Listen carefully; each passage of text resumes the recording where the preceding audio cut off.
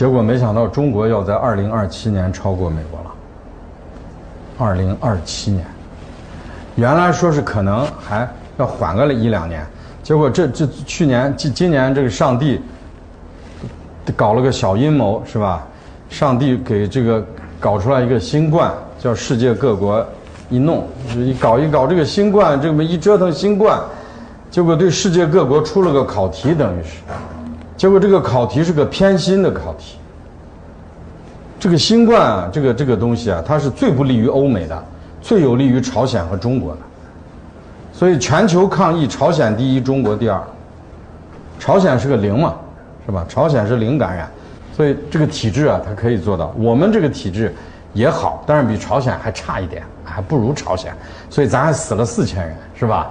但是你死4000人和美国死22万人比，你等于一个人都没死嘛，对吧？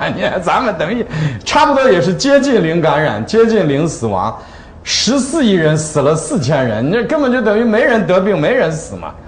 中国经济，全球经济，中国现在一枝独秀，中国超过美国时间提前了。2027年没有问题，美国活不成了。体系我们奋斗了10几年，在2012年。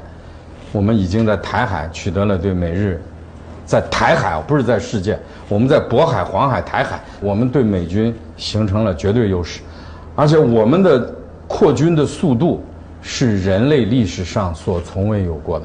我们已经连续好几年，每年下水一个法国海军，1年一个法国海军吨位，我们还要继续每年一个法国海军，至少再下10年。只要14亿中国人民每天吃饭睡觉拉屎尿尿，只要我们每天上班，我们就把美国逼死了。